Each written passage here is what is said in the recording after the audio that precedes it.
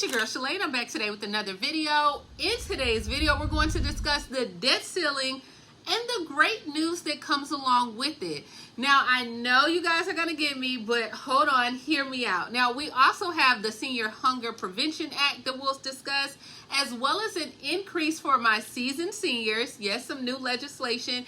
And then Texas is finally reimbursing for SNAP, skimming, fraud, and all the things. Now, I know you guys have seen a lot of negative comments regarding the impacts of this debt ceiling, but let me offer a fresh perspective because it's all about the way that we see things. So if you want to know what is going on in the lovely world of EBT, my darling, you already know what to do. Stay tuned. Your girl's got you covered. Now, if this is your first time tuning into my channel, hi, hello, hey friend, my name is Shalae, and here on this channel we discuss shopping, saving, and everything in between. I would love to have you a part of my internet family. Super easy. Click the big old red subscribe button down below and you're in, just like that. And while you're at it, go ahead and give me a like, especially if you love me bringing you this content no matter where I am in the world. Guys, I am traveling for military once again, so it's not a jail cell, okay? It's just looking like that for just give me the weekend, okay? Get me through the weekend. Now, if you are an EBT recipient, or maybe you want to try out Amazon Prime, go ahead and click the link that I have above or below to try it out for 30 days free. You don't have to enter your credit card information. You don't have to do anything. Just click the link, all right? And if you ever want to get on YouTube and do exactly what I do, run my mouth, get paid to do it while I'm out, go ahead and grab a copy of my ebook for $14.97. Now, guys, we're going to go ahead and kick things off with the states that have been approved for summer EBT. This is $120. You must have a child. You must have completed a free or reduced lunch application before the end of the school year. And some states have started paying out. I know Virginia just announced they will pay out July 22nd as well, but there are so many states. So the following states have been approved: Alabama, Arizona, Arkansas, California, Mariana Islands, Colorado, Delaware, DC, Georgia, Hawaii, Illinois, Indiana, Kentucky, Louisiana, Maryland, Massachusetts, Michigan, Minnesota, Nebraska, Nevada, New Jersey, New Mexico, North Carolina, North Dakota, Ohio, Oklahoma, Pennsylvania, Puerto Rico, Rhode Island, South Carolina, Tennessee, Utah, Vermont, Virginia, West Virginia, Wisconsin, and Wyoming.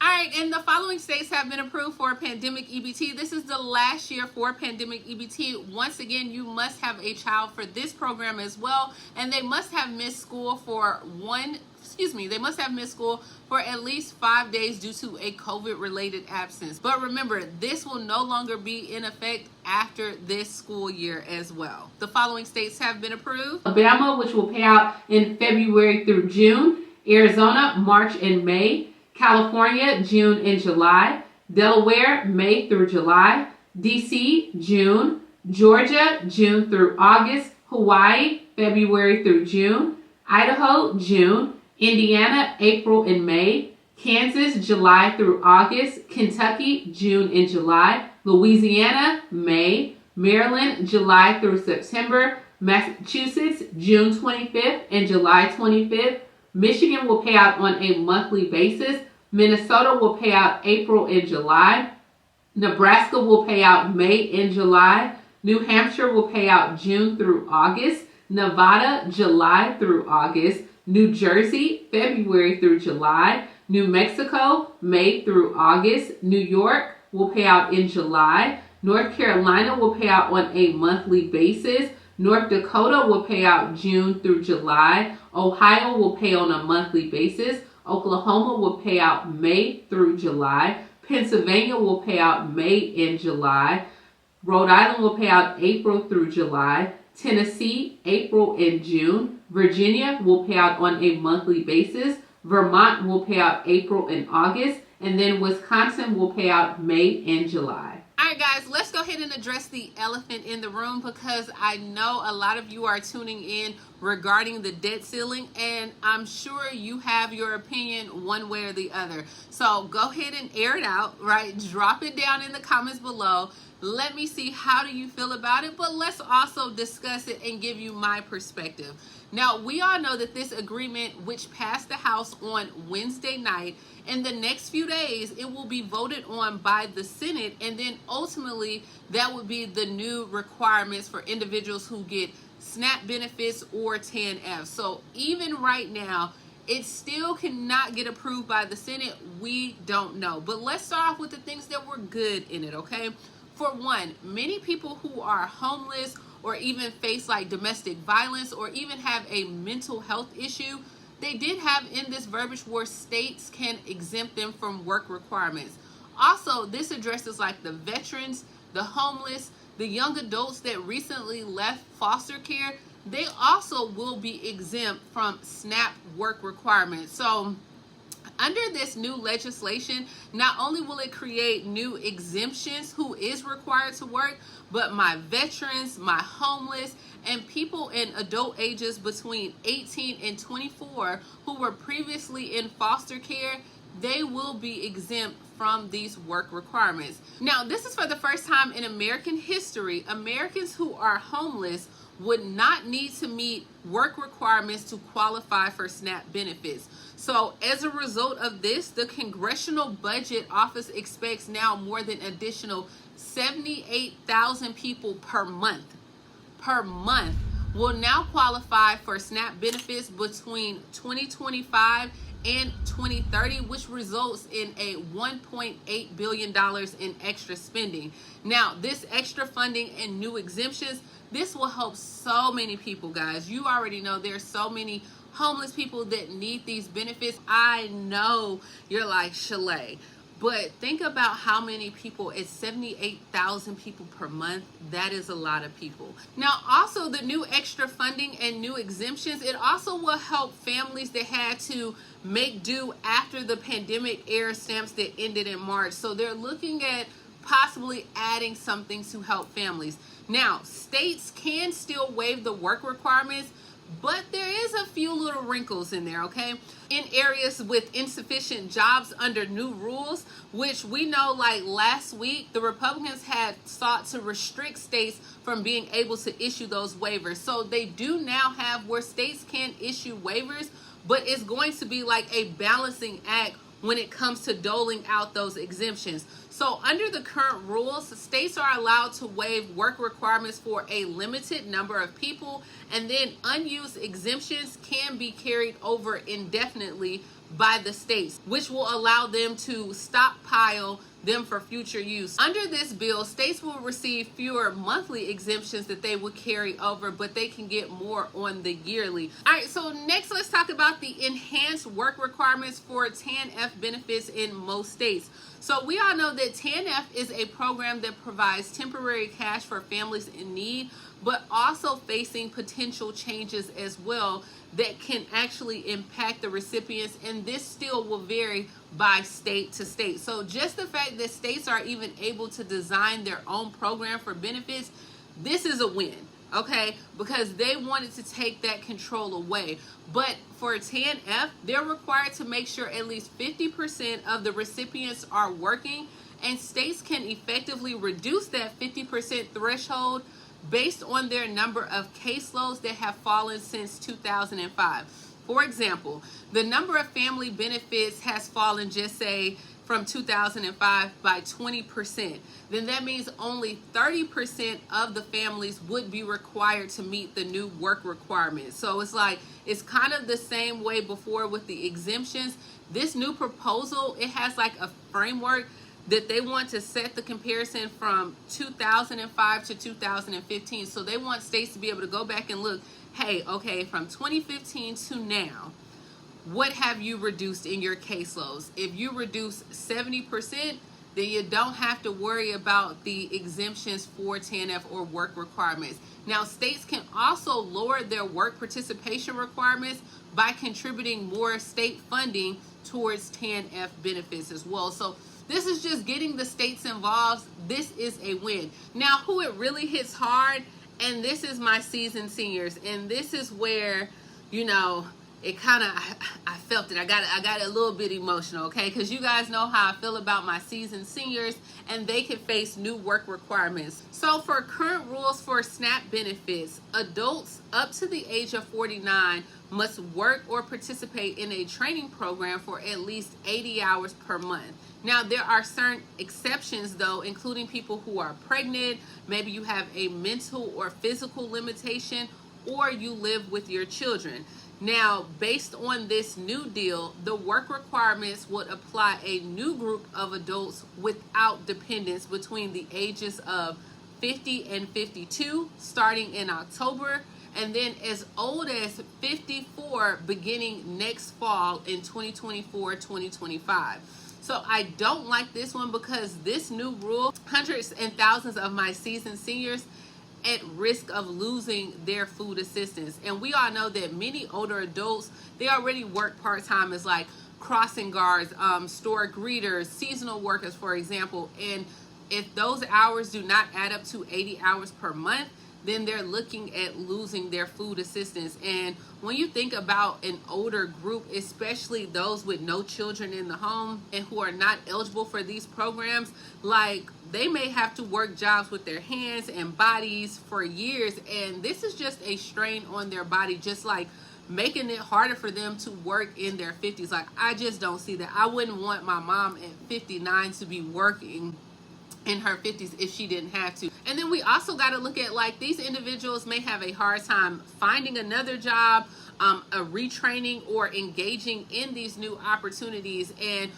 we all know, like, it is nearly impossible right now sometimes for our older seasoned seniors to find a job, let alone a job with insurance and even just enough to pay your bills as well. I don't like this one at all, but one thing I can say is that this is where the states have to step up. So, I mean, let me know, what do you think? The bottom line is this: the new SNAP work requirements, it does nothing when it comes to the deficit reduction. I mean, if now 78,000 people per month will qualify for benefits and it's going to help the veterans and the homeless, you're going to spend more money.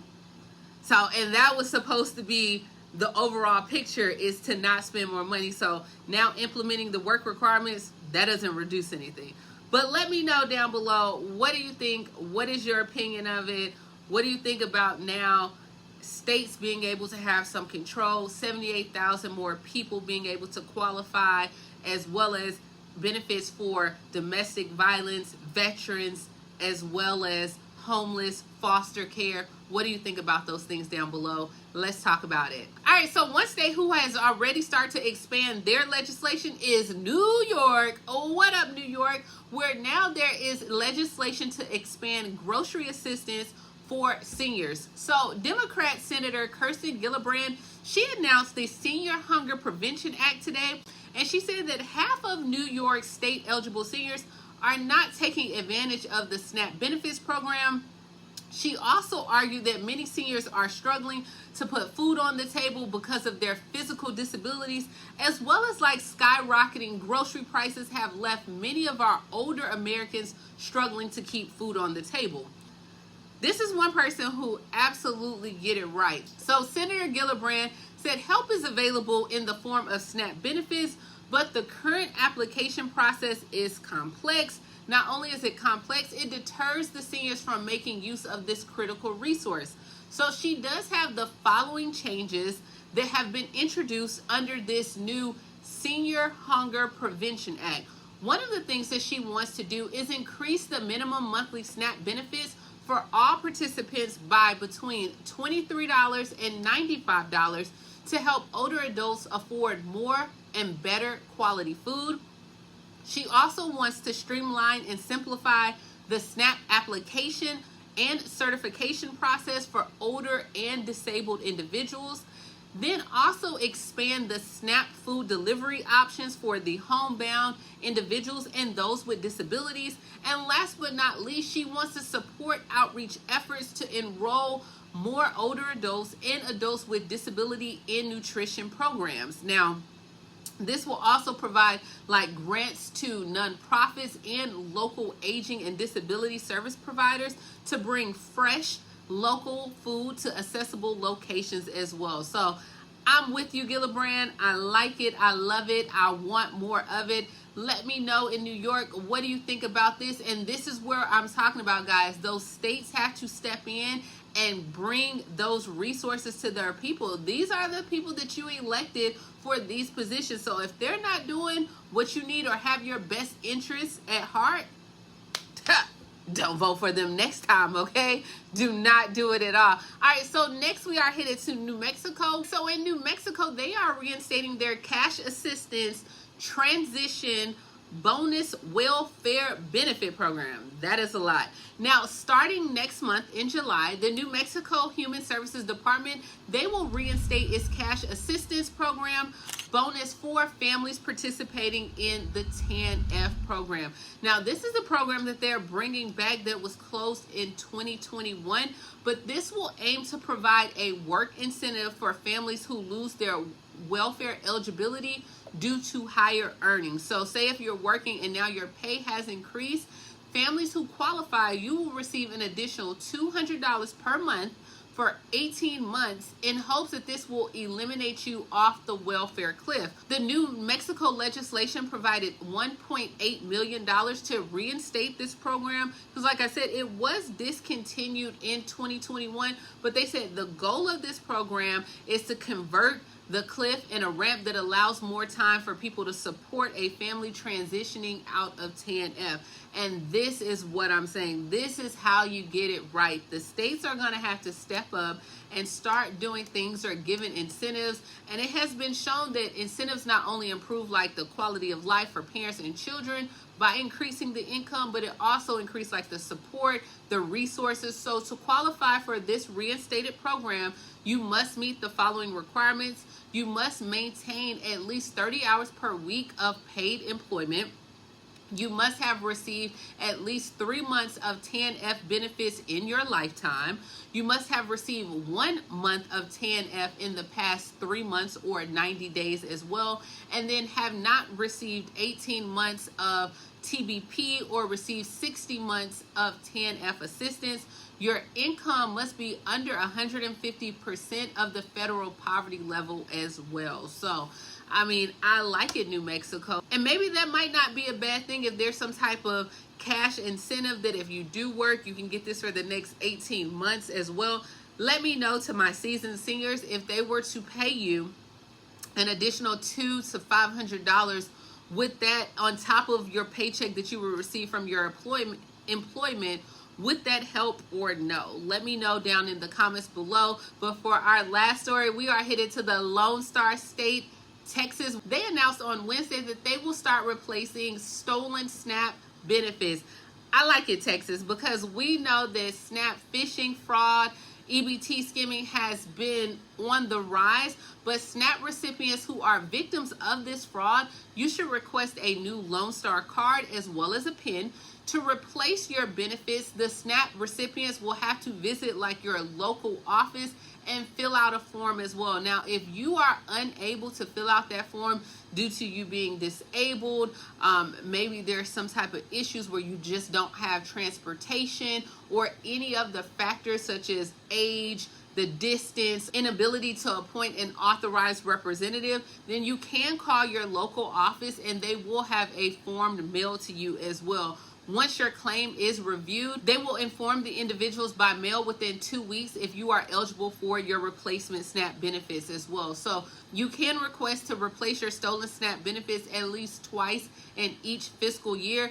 Beginning May 31st of this year, you must report your SNAP benefits stolen within 30 days of your suspected fraud to request a benefit replacement as well. So I talked about this in some other videos, but now Texas is joining the crew. Alabama is already on there. There's several other states as well.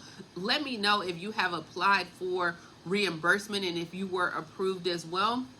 And this is what we have going on, guys. So we have the next few days and we'll see what the Senate does. If the Senate is going to add some things, reduce some things, if they're just going to approve it just the way it is, and then we'll know for sure if you have to do those work requirements. And just because it has been approved on a federal level, in the event they don't take away the state's ability to waive or exempt things, then your state may come out and do things as well. What do you think about New York and the Senior Prevention of Hunger Act? What do you think about New Mexico giving out an additional $200 for TANF recipients who decide to work? What do you have going on, guys? And as always, if you want some Amazon Prime for free, okay, this does not cost a thing, click the link above or below. If you want to get on YouTube and do exactly what I do, grab a copy of my ebook for $14.97. But we're gonna be all right. We are going to be all right. It's an election year, so anything can happen. And then you guys know it's just the God I serve. Like, it doesn't matter what they do at the federal, state, or anything. He's gonna make sure you're taken care of. So it don't matter what they do, politicians. So that's just my opinion. You have your beliefs, I have mine, and that's what we have. And yeah, I will talk to you later, Gator. Bye, guys.